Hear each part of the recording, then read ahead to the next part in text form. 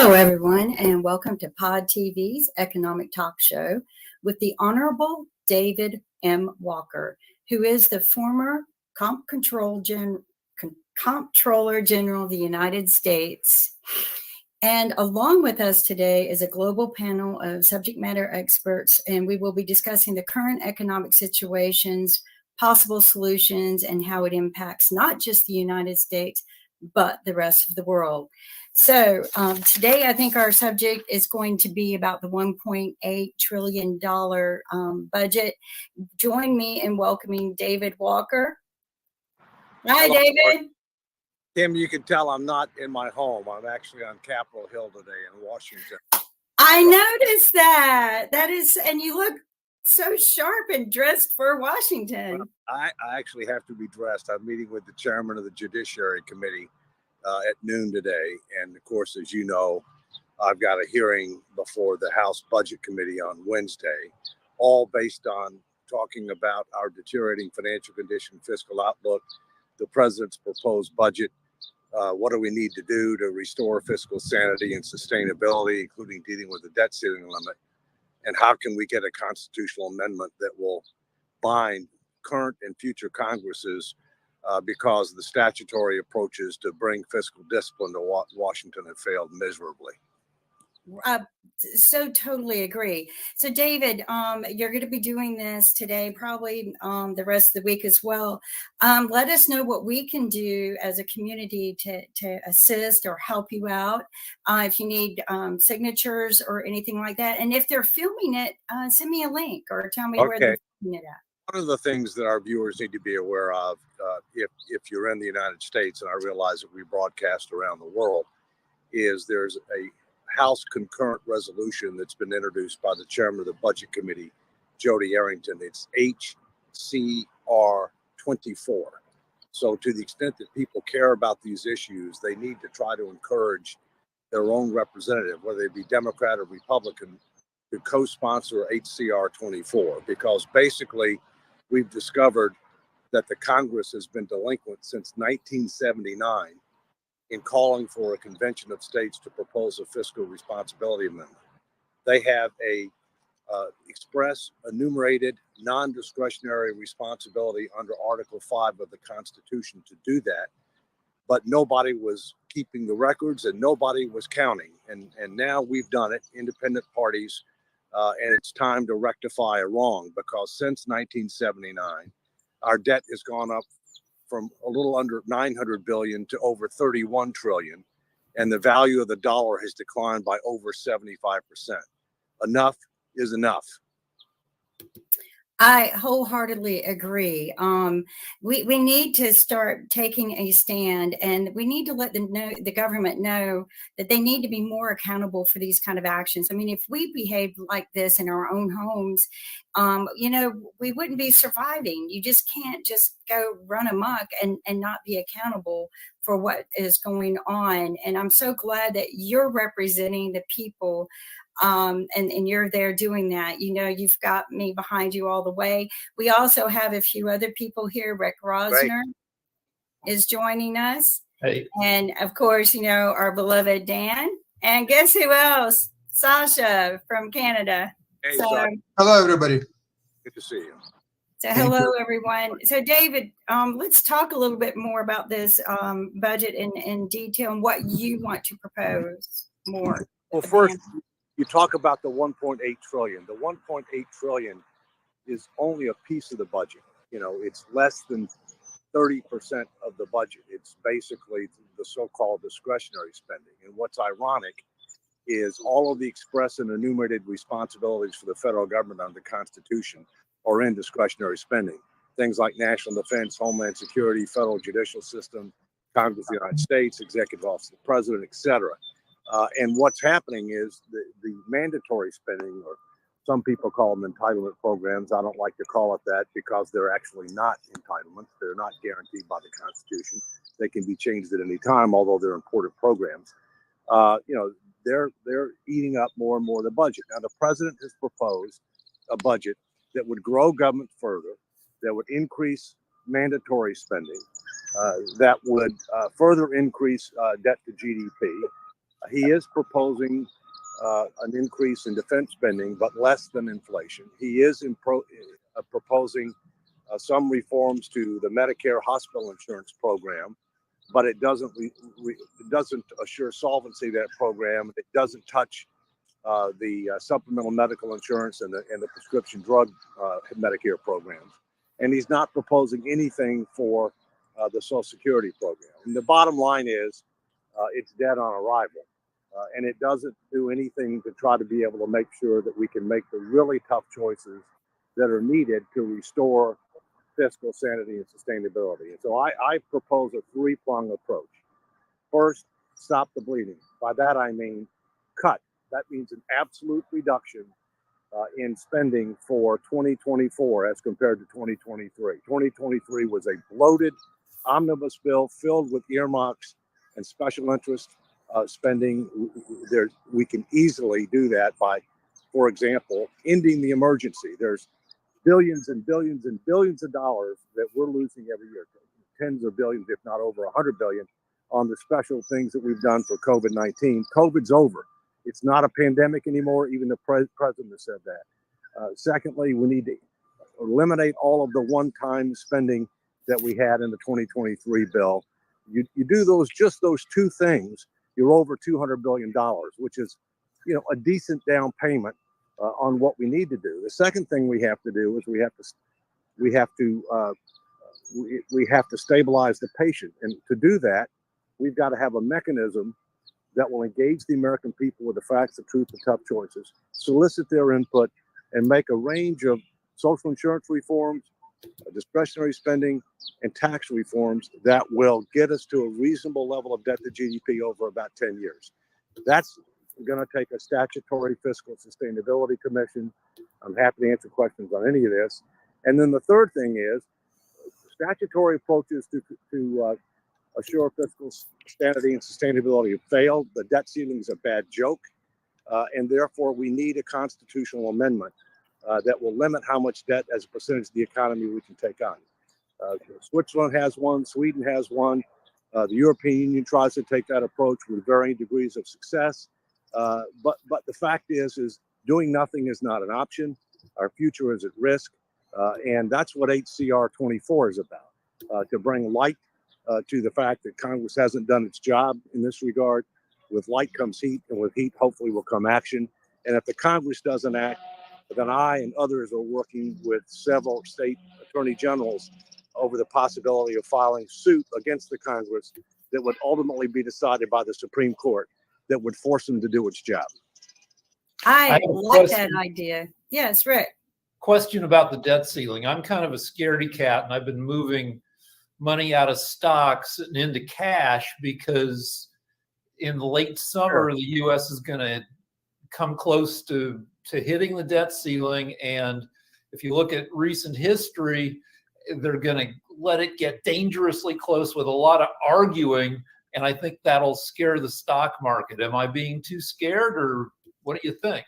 Well, first, in light of SVB, Standard Bank, and the concerns about the banking industry, you better make sure that if you're moving your money around, you're below the insurance limits, right? That's the first thing. And by the way, I don't think we have a systemic problem with the banking system, but people get concerned, and when they get concerned, sometimes they can do things that can cause a problem that otherwise wouldn't occur, such as a run on the bank. Second, yes, the debt ceiling, they're using extraordinary measures right now. They're supposed to play out sometime this summer. I do not believe that we're going to allow the debt ceiling to be breached. I believe they'll reach a deal. The real question is, what's the nature of the deal? What I'm arguing is, don't try to hold the debt ceiling increase hostage to specific spending cuts now. That's not realistic. It's not appropriate. That's what the fiscal 2024 budget resolution and appropriations bills are supposed to be all about. So that's where you draw your battle lines on that. But what we need to do is that we need to be able to establish a mechanism that will put us in a position to make the tough spending revenue choices that are going to have to be made. And that's where I advocate we ought to include the requirement that there be a statutory fiscal sustainability commission and or action on this the need to call a convention of states to propose amendments. One or the other or both, ideally. That's the kind of thing that ought to be part of a deal on the debt ceiling. So it's basically using the regular order to deal with short-term spending, but putting a mechanism in place that will enable us to be able to do what needs to be done to create a better future. Awesome. We have Mark Lee has joined us as well. Anyone else have any other questions? Okay. So Hey, David, go ahead, Mark. Yeah, sorry. David, I I've got was one just more wondering. question, but okay. Go ahead, Rick. So you talk about restoring sanity, except we live in a crazy world. I'm writing a novel about 10 years from now, and I just wrote a little bit about a strip joint 10 years from now that has humanoid robot strippers. And just things are going to get weird. And how does the new weirdness, like associated with AI and stuff, which threatens to, eventually put a lot of people out of work, how does that change the world that we're moving into and the economics of it? I think what we have to recognize is that we're moved into the knowledge age and the information age, and therefore, especially with the emergence of artificial intelligence, there's a lot of jobs that are going to be impacted by that. There's no question, which is all the more reason why we need to focus on what type of skills and knowledge do we need in order to minimize the adverse impact of AI on our workforce, and in order to promote economic growth and individual opportunity. Now, a lot of that has to do with things like our K through 12 education system. It's not top 25 in the world. We've got major work to do in order to improve our K through 12 education system. Secondly, a lot of it has to do with our immigration policy. The fact that we don't have border security and our immigration laws are way out of date. We ought to be learning from other countries where they think about the macroeconomic needs of the country. They try to match that with the skills and knowledge that we need and factor that in to immigration policy, training programs, education programs, etc. We also have to look at, federal welfare programs. Frankly, we're providing way too much support to people that are way above the poverty level and providing subsidies, which is a disincentive to work. So there's lots of work that needs to be done, but this work is not the work of the Federal Reserve. The Federal Reserve needs to focus on maintaining stable prices and promoting macroeconomic growth. To the extent that we're talking about employment issues, that's the job of the Congress and their counterparts at the state and local level with regard to education, if you will. So, lots of work to be done. Not much work's getting done. Hey, Dave, well, go ahead, Mark. Yeah, Dave, the question I had really quickly, one is a fun question, the other is a more serious one. Serious one is, in terms of these rescue plans, because I know we've had rescue plans for the car industry, we've had rescue plans for farmers, and we're definitely now looking at rescue plans for the banks and everything. So do we... I lost you. We lost a lot of times we are lost in that. So do we need a rescue plan for the education system as well? I hope you can hear me. That's my...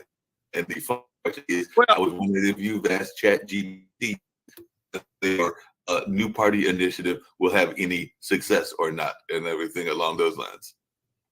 Well, there's no question that we need re-engineering our education system. There's no question about it. I mean, I moved back to Northern Virginia from Connecticut. Connecticut's a good example. Connecticut is a land of disparity. It's got some of the best education, systems, meaning which go by towns, by the way, rather than by county. And it's got some of the worst in the country. And so we've got to do some things to try to provide more equal opportunity. We need to provide, more financial support in areas where you have more needy people and where the results are not as good. Secondly, we need to look at the curriculum. What do we teach? We need to focus on the basics. In addition to that, there should be mandatory financial literacy and civic responsibility training before you can graduate from high school. We've got too many people out there that have no idea how to handle their finances, following the bad example of the federal government. They don't understand what their role and responsibilities is as a citizen of this great nation and part of this republic. And so, yes, there's major work that needs to be done, and it needs to be a cooperative effort between the federal, state, and local government. But in the final analysis, most of the work that has to be done is at the local level. I mean, school boards and curriculum and those are decided at the local level. Federal government can help with regard to financing. Federal government can help with regard to best practices and lessons learned, but you don't manage the system from the federal level.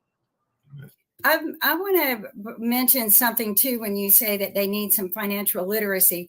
I do not believe any student should be allowed to obtain a student loan until they have taken a class that reads to them the contract and understanding the full elements of the student loan. I think we need to revamp that business plan for student loans, because I think that that's put us in a bad economic situation as well, especially after speaking with a lot of young adults who've graduated and have gotten themselves in more debt because of the student loan that they happen to get. And, you know, I disagree with a lot of people who say, oh, you know, they took that money and went and partied with it.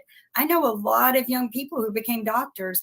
And I also have become aware that we're losing our doctors because of this. And well, it's really concerning me. I think we need two things, Kim. I think we need a basic financial literacy program for everybody, whether they take a student loan. I agree. Not okay. And secondly, I think we need supplemental for before people take out a student loan that's geared specifically towards the pros and cons of that. You know, a lot of people have said to me, well, gee, you know, why are we not going to forgive student loans when we forgave, you know, PPP loans and other kinds of loans? I agree. Well, here's the difference. The difference is the government was responsible for shutting down the economy. The government is the one that imposed losses on people involuntarily. All right. And in the case of student loans, the government didn't require you to take a student loan. You didn't have to go to college. You know, you made a decision. Now, maybe you didn't make an informed decision. Maybe you went to a college that's not that good. Maybe you got a degree that's not that marketable. Maybe you didn't even finish it. Right. But the bottom line is that you are personally responsible for that. And as I've said before, the largest asset on the balance sheet of the U.S. government is student loans. It is. And no president, I don't care who they are and what party they're affiliated, no president has the right to unilaterally give away $400 billion to $1 trillion of student loans. By the way, it's not just a matter of forgiving the loans, which I think the Supreme Court will strike down. I feel confident of that. But we'll see. Agree. Secondly, it's not just a matter of that. They have suspended accrual of interest and payment of interest on student loans because of quote unquote COVID, the COVID emergency. There is no COVID emergency anymore. That's not anymore. 50 to 70 billion dollars a year. I know. I've been reading it. I know. My son went to school and we were still paying the student loan. So I mean, we paid ours, but you know, but so many people are not able to manage that amount of debt because they did not understand, like you said, the financial aspects of any budget or any loan to an income status, or, you know, what are you going to do when you finish this?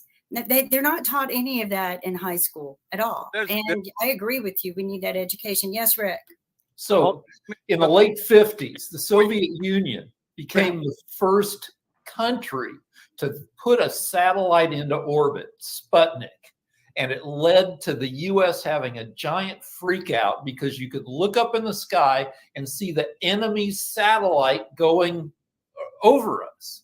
And that led to a major push to make in education. And the technology we have now and the tech billionaires we have now are a product of that national freakout where we decided to emphasize education to fight the Soviet Union. We are in a similar crisis with China, new technology, AI, and everything else.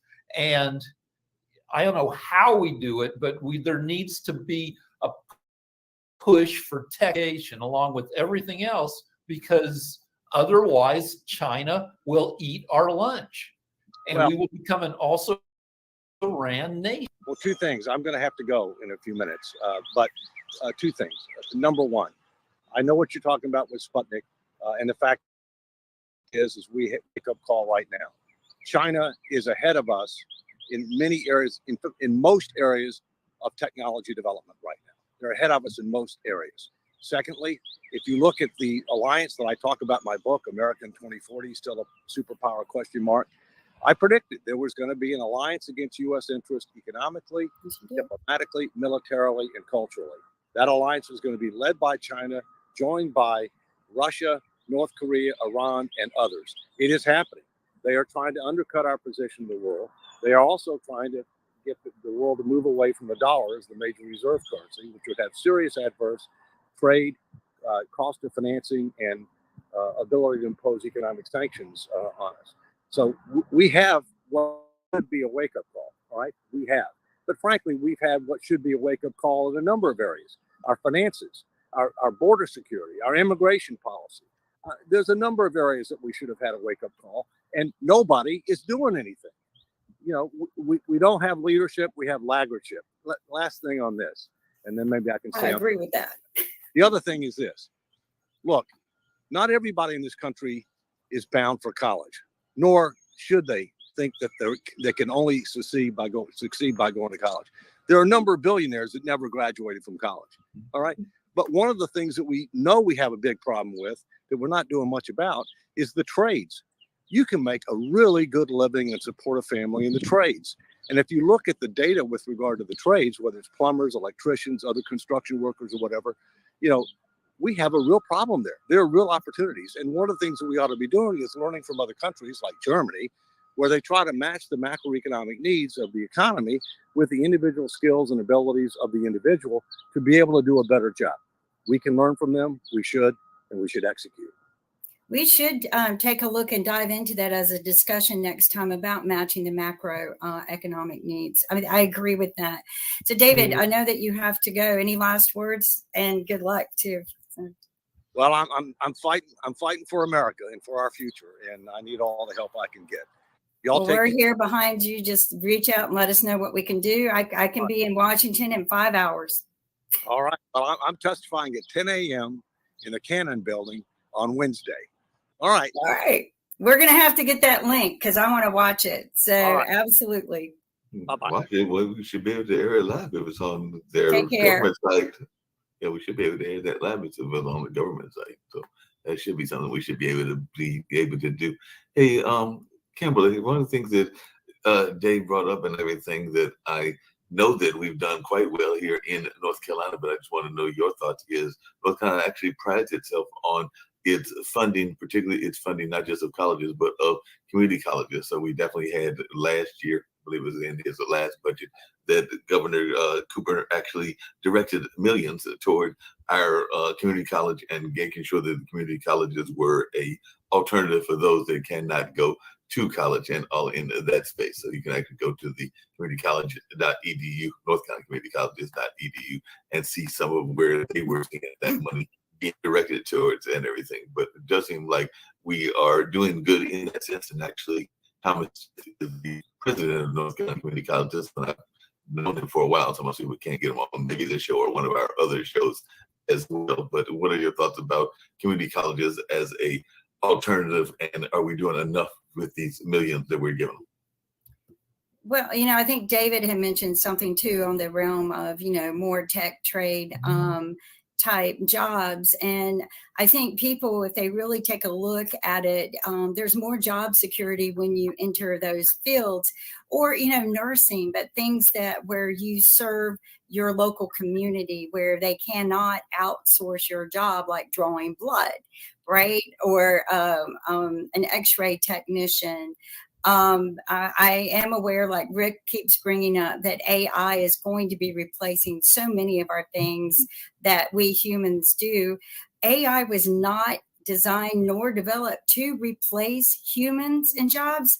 It was specifically, intentionally designed to make our jobs better, to improve them, to make them more efficient and effective. so that we can focus on more important things. But instead, people want to replace people. But what I have learned is when you do that, you take away not just the human element of it, you take away the human intelligence of it, and then you end up with a mess that somebody has to clean up.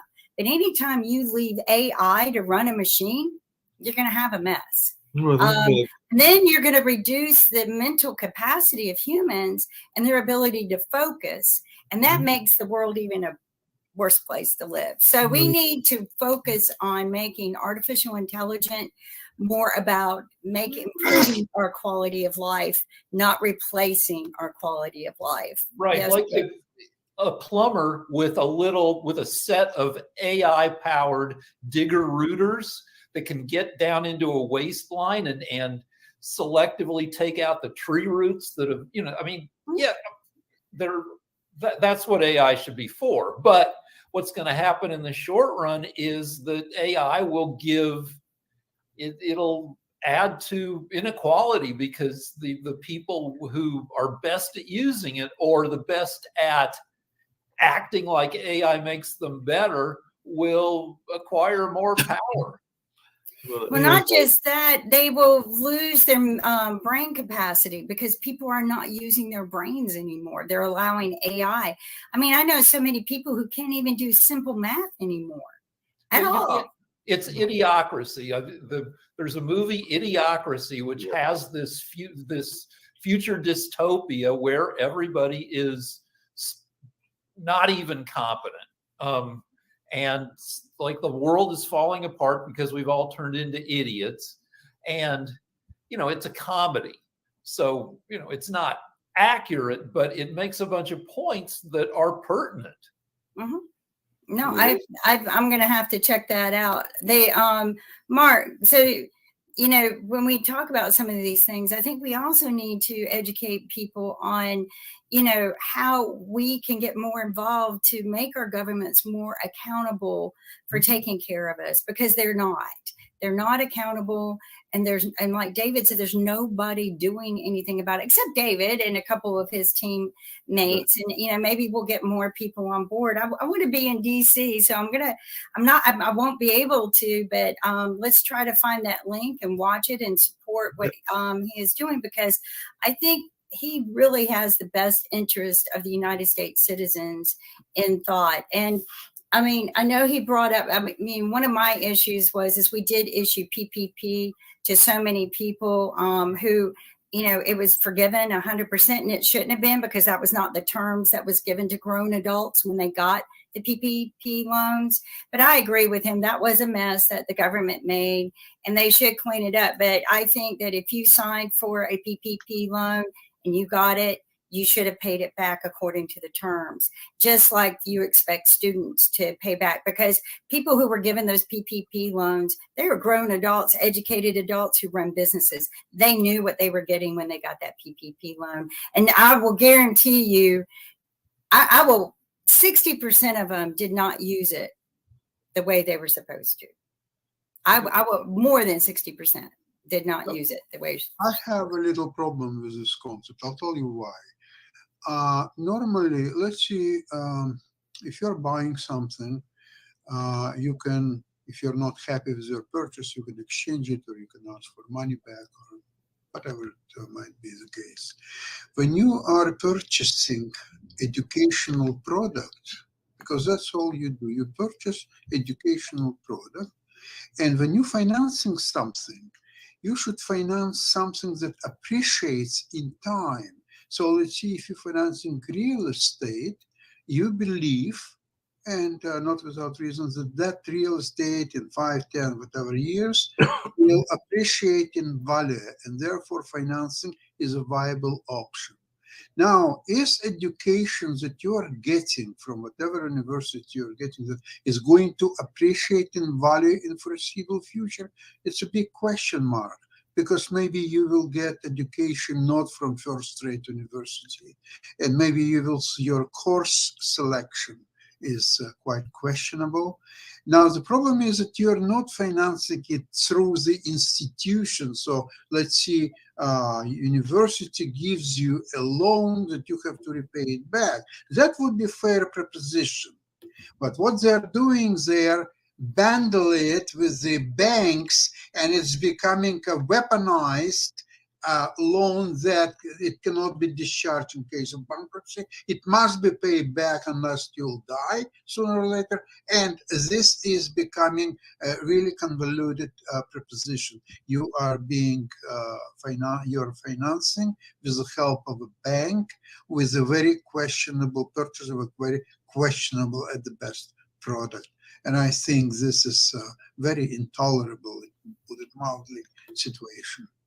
Oh, and I agree with that. But one of the things that I ran into when I was younger, I tried to do that. And one of the ways I felt like I was predicting what would be the best education for me was when I graduated from high school, there was a news article that showed the income levels for each type of field that graduated.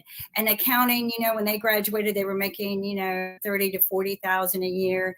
Engineers, when they graduated, they were making 50 to 80,000 a year. So I mean, it was a long list of the field.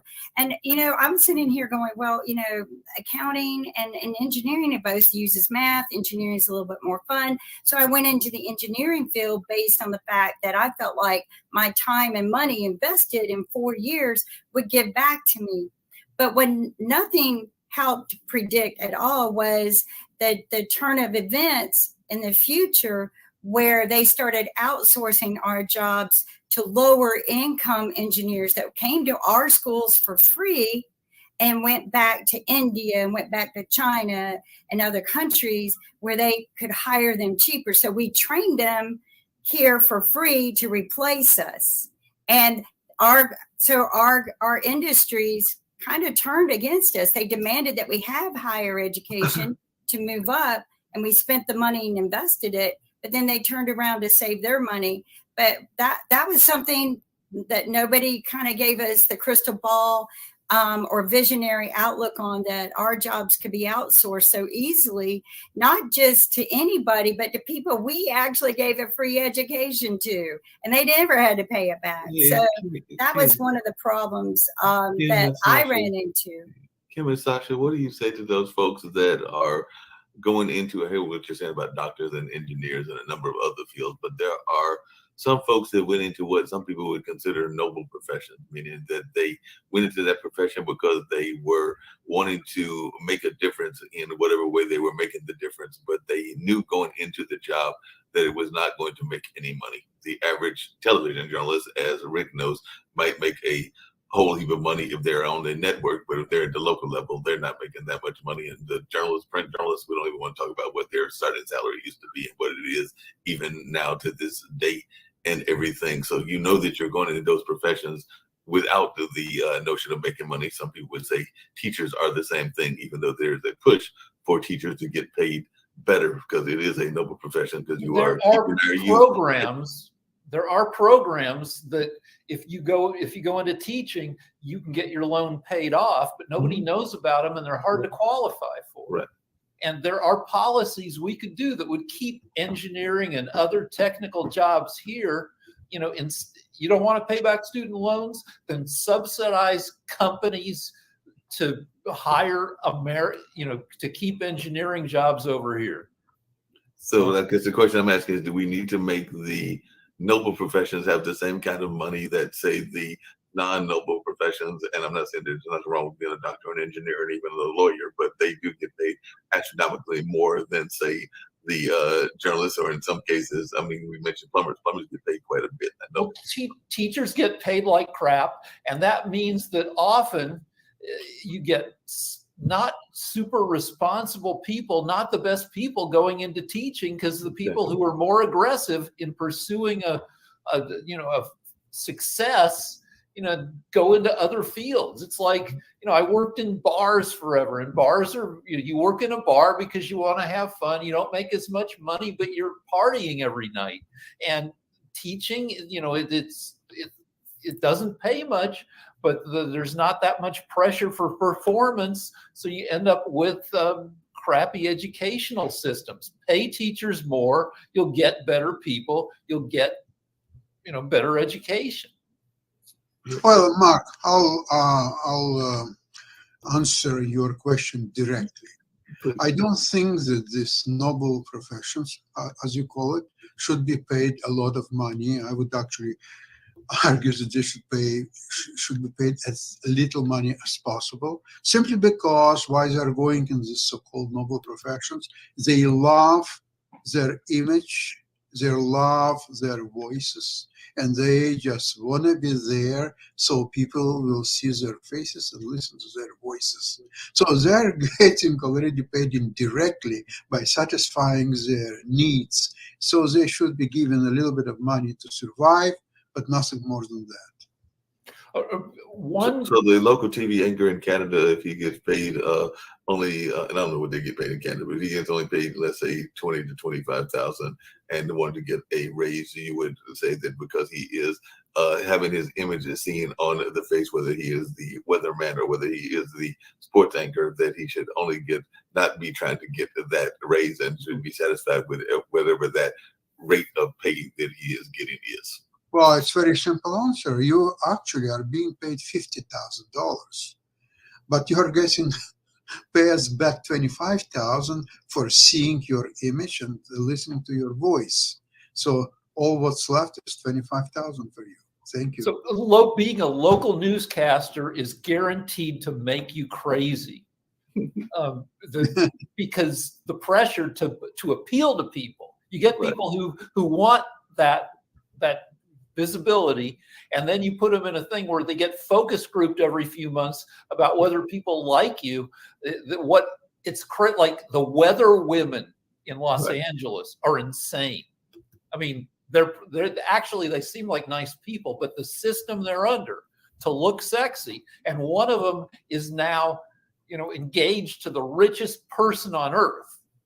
Went from LA weather girl wearing tight shirts with a lot of cleavage that would always be pulling apart like this, because of, and like my wife was saying, look at the bras that they make the weather girls in LA wear. They're super pointy because it's a crazy business. But isn't part of that the sexism that goes in it as well? Because I know that Kim, and you might have some thoughts around this, but we have the weather girls that you're talking about dressing in very scantily clad outfits and everything in that space. And then we've got some of the weathermen that live to be about 80 or 90. And the weather forecast the whole time that they're doing the weather in that space. So yes, I'm being a little sarcastic. Greg official, until he retired. But Rick, you've got a point there. And when I first got into media, I dressed very professional, but I didn't dress for media. But one of the things I think that Nick appreciated about it was I always wore a suit.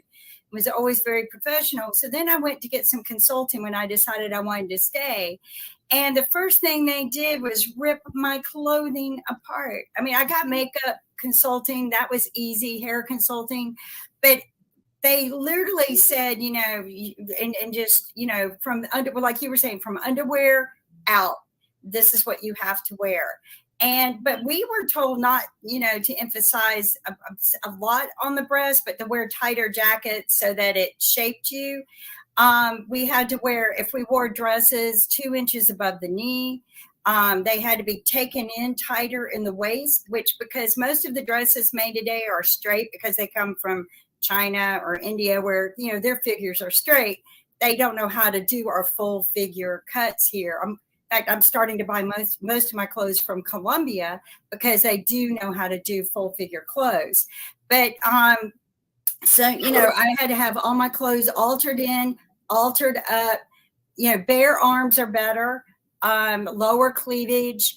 For women, it's very, very, this is very detailed how you have to do everything. We weren't supposed to in the beginning wear open toe shoes because the shine, if we were wearing polish on our toenails, weren't appropriate. Now open toe shoes are okay. But it was a whole list. I mean, it took me 2 hours just to review everything and then sit down and talk with someone who went 2 hours over everything. I felt beaten up, to be honest with you. I'm like, gosh, I can't just wear a dress. To address your issue, yeah, women, we still get, to me, it's abused and harassed, but that's how we get paid. You know, we have to suck it up if we're going to do it, because people won't watch us. In fact, I told my sister one day, I said, I have to literally have a new outfit for every day show I'm on. Otherwise, people will think, God, she's poor, she can't afford it. She goes, no, she goes, wait a minute, you're right. I saw the weather girl wear the same outfit like the same week, and I was wondering, why is she doing that? So, you know, even women criticize us. And so I would like to change it. Maybe we get a uniform and we wear this uniform every day, like Star Trek, right? Or Star Wars. Didn't some schools do that? They had whole schools that were wearing uniforms. Pod people. What did you say? Right? We could be the pod people. The pod people. Like The from board, the the board. We're all The part board. of one organization. Yeah, exactly. We should board have at people. least the the shirts that say Pod TV on them. Pod TV, yeah. And I'm not a big fan of wearing polo shirts, again, because they're usually cut for men, and it's, not comfortable actually for me. But yeah, I agree with you. We'll get some pod uniforms. I like that. Pod TV uniforms. Pod TV uniforms, Pod TV shirts. I've got a couple of shirts from some of the other organizations I work for. They can definitely be very I think we should wear aluminum foil hats. No, we don't want the aluminum Like, foil. what movie was that with Mel Gibson with the aluminum foil hat? I mean, I get remember. conspiracy theory. Yeah, that's what it was. Yeah, I mean, So I want to come back to the text. The major problem is we are not a serious country. When we were deep in the Cold War sucked but it kind of focused us in certain areas. And now, we're deeply unserious. One political party is way less serious than the other. Instead of talking about the technological challenges, we're talking about whether people should be taught about slavery and Rosa Parks, and people are freaking out about what books are in libraries. Is that which party? Which party is the one that wants to talk about that? Rick, is that the Republicans or the all right, Democrats? so there's problems with both parties, but this focus on critical race theory is a distraction from big, more serious issues in education. Yeah, I agree. But who started the whole issue of critical race theory and is trying to shove it down the American people's throat? Who started that? But the Republicans or the Democrats or the left wing nuts? It was Look, I'm liberal, so I'm going to blame the Republicans. You're conservative, you're going to blame the Democrats. But regardless, it's not. We can blame Mark. We can blame Mark if you want to. We can No, blame don't Mark. blame me. I was nowhere near that picture at the top. Right. So I want to kind of getting back on topic. One of the things, like when we talk about the budget and that our political parties should be more accountable for them, people were talking about the Border Patrol budget, right? And that we are not, the Republicans were blaming the Democrats because they didn't come to the last meeting and hearing. I guess it was in Arizona. And so they were saying, you don't really care about the budget. Well, I went and read up on what was really going on, not the political propaganda and, the newspapers printing, the Republicans don't care or Democrats don't care because they didn't show up. What they didn't realize is, there's a, $75 billion budgeted that they worked on, and it's already there to be spent for the Border Patrol to manage. They had already made 3 field trips since December that both parties, they all went 3 times ago, and the Democrats took the stand that they learned that the Republicans were going to use this as a political campaign platform. And they said, you know what? And I went and looked this up. They said that the fentanyl crisis, being imported over has been decreased by, the death has been decreased by 2.5%. We're working in the right direction. We don't need to spend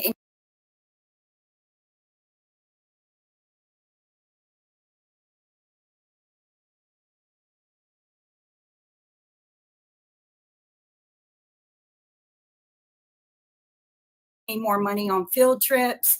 So the Democrats stayed. The Republicans cried, "Oh, they don't care. They're not here." But the budget was already written. No, the So budget I don't was know already why written. another field It's trip. the problem is I really don't. there's still a huge border problem, right? There's still a huge border problem. Okay, but we've reduced it for the first time since 2%, God right? knows how long. We have it's going in the right direction. And so the Democrats' take on this is we've already established a budget. Oh, the There's fentanyl issue or the people coming across the border? Which issue you talking about? both. So the fentanyl issue has been reduced by 2.5%, and the other has started going down as well. So people are, So they have already stopping coming over the border. with the money. They've already started putting in place things that are decreasing the problem. It's not a huge decrease. It's not something you go, but I was happy to hear that there was a decrease in the problem. So do we? It may not be 100%. I don't think we'll ever see that. So do we still have catch and release? Catch and release. We still have those problems. We still have a catch and release problem. That was a problem I worked with Homeland Security on with one of my patented inventions. Is right. Why are we doing a catch and release with people like this? But here's the thing: the problems have started with the solutions that they've started implementing. They have slowly started to reduce. And that's a good problem to have. Right? You can see that. But Kim and Dan, two questions. So why spend more money for these guys to have field trips? Why not take that money and continue applying it to solving the problems? We don't need all those field trips. We don't. We don't. What they need to do is take the field trips that they've already had and put those. I think the Republicans are trying to convince the Democrats they need to have immigration reform. This administration really isn't interested in integration. It's already written, and the reform that they've implemented on has started to reduce the problems. It's a slow reduction. So how many people are coming across the border every day now? Has it gone down? So the number has gone down since the past 3 or 4 years. Yes. Okay, so the last few months it's smaller than it was the previous months. I can't answer that directly because I'm busy looking at other stats, but to see that our death rates have reduced due to the drug, because everybody was raising that issue up, and I go, well, we've actually seen a decrease in the past year. It has literally dropped, and we've actually seen, so they're slowly implementing the stuff that they've put in place. They've set a $75 billion budget. We don't need to spend money for our politicians to go there on field trips anymore. We need to start implementing. 2% is a good improvement. No, Kim and Dan, what is that represents? That's a good thing. Dan, what is some of the biggest? But any improvement is better than no improvement. No, that any agreed. Improvement is better than no improvement. Yeah, but what are the biggest lobbyists out there and across the board? Some of the biggest lobbyists we know are the gun lobbyists. We know that some of the biggest lobbyists, and we are actually right here in the heart of that, being here in North Carolina, are the pharmaceutical lobbyists and all in that space. So my question is, how much of fentanyl is coming from actual labs that are government funded and all in that space? And of course, the lobbyists are not going to want to fight that because that's taking money out of. And you're right about that, Mark. There is a lot that comes out of our own labs just here in the United States. But that's subscribed, right, for medical reasons. We use it, but how much of it is being misused? How much of it is being filtered onto the streets that we're blinding on across the border? Good question. Two things. Yes, Rick. One is the fentanyl problem is more than a border problem. Most of the fentanyl mostly comes from China, and it's mostly shipped here or comes through ports of entry rather than uncontrolled people bringing it over the border. That's thing one. Thing two is, if we didn't have immigrants, the U.S. population would be dropping. The U.S. population growth, even with immigrants, both legal and not legal, is the slowest it's been in history, like 0.1% population growth. It's not as if, because we're not making enough babies to keep up with our deaths, which, I mean, that's fine. but it's not like we're You would being. think there'd be more COVID babies.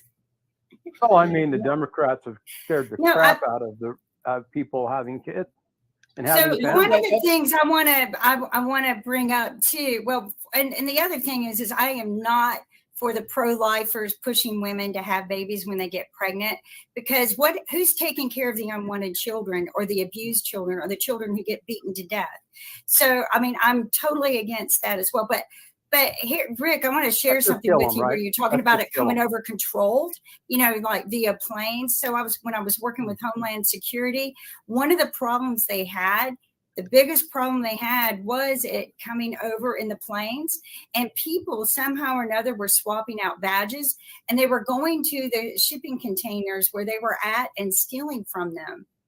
Now you would think at an airport they'd have enough cameras and enough AI to track all of this, and they didn't.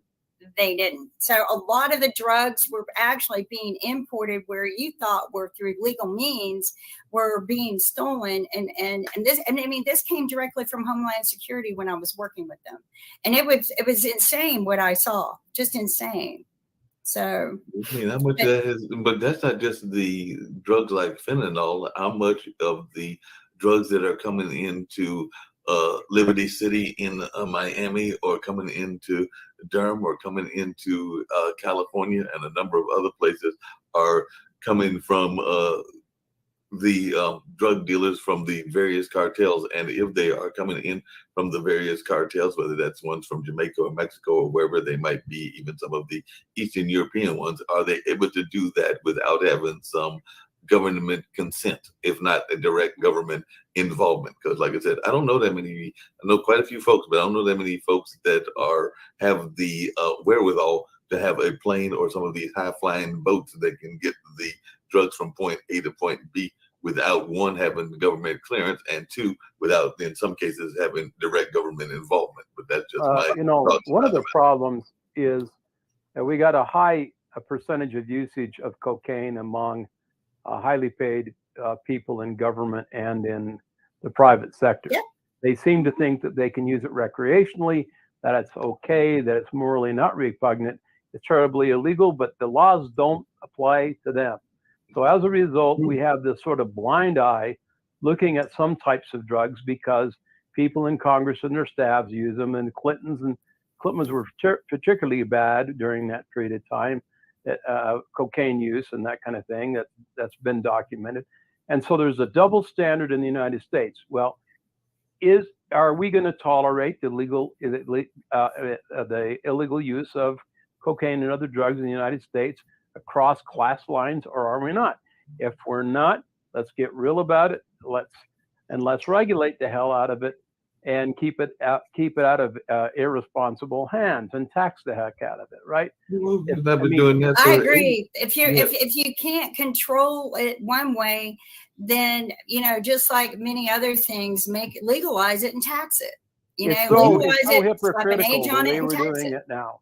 It's totally hypocritical, Dan. All you gotta do is look at crack versus cocaine. You just mentioned that earlier. There are a number of folks that are using powdered cocaine, and they're using it on a regular basis, and they are not being enforced. I mean, I'm sure that if you went and knocked on some doors in some of the more affluent areas throughout the United States, you could find all kinds of people that are abusing the drugs and everything that probably should be arrested, but they are instead targeting a lot of the inner cities and the poorer neighborhoods. And I'm saying that is more of a class. I just saw a sign over a bathroom that said, "Please do not use cocaine in the bathroom." Literally. That's how bad the problem has become. Please. I'm surprised. I worked in bars in Boulder, Colorado in the 80s, and the amount of cocaine was just insane and very frustrating, because working with people around a lot of cocaine is a huge pain in the butt. It is. And I thought nowadays the problem is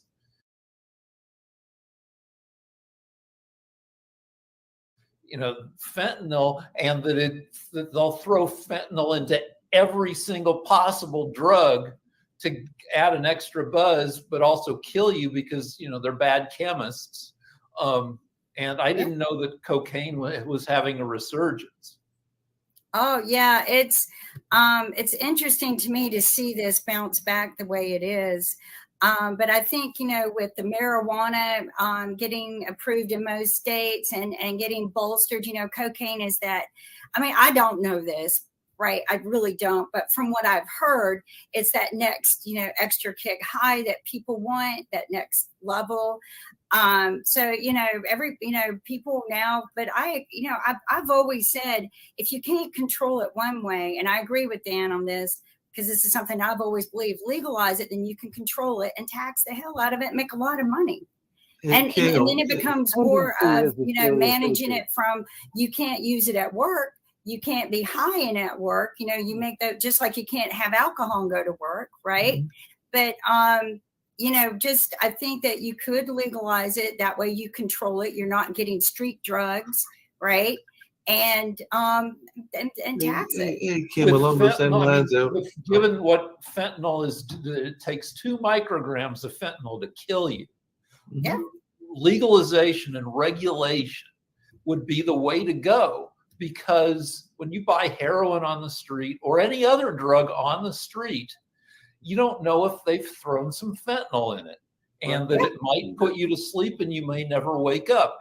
If it were legalized and you went to, like, I mean, LA has legal pot places all over the place, super expensive, but you know what you're getting. It's sold by people who are expected to be competent, and yeah, that's the way to go.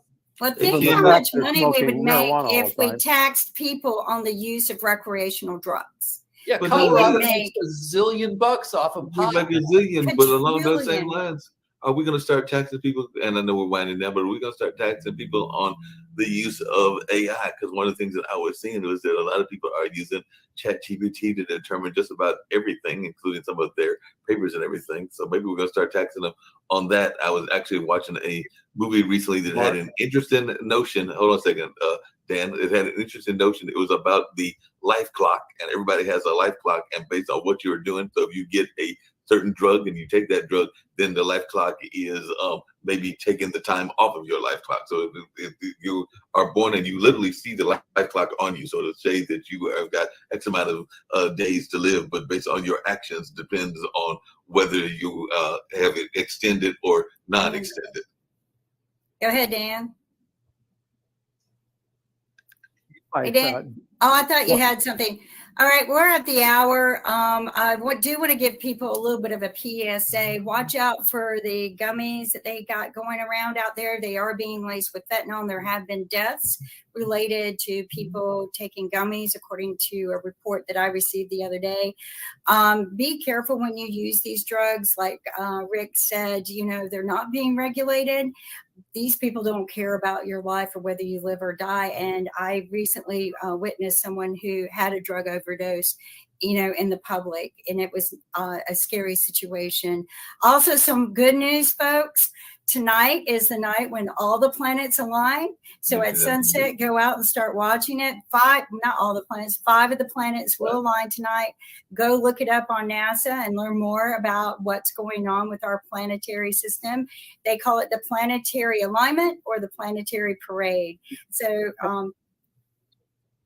yeah, Dan? Aliens are supposed to attack. What? I know some groups said tomorrow the aliens are supposed to attack. Well, because of the alignment, yeah. So because of the alignment, we're going to see aliens come down on us because they're all in a line. Maybe that's their border gateway. Yeah, you know, the Mars attack. This won't happen again until 20. If they don't attack, at least it's really pretty. It's going to be all together.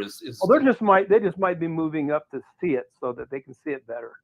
Yeah, that's right. They're going to get to Mars. They're going to look down and they're going to be like, no, those earthly folks are a little bit too crazy. We'll stop. The attack is stopped because we see enough of the madness going on and everything. So the Americans have too many guns. They're not going to. Yeah, I know.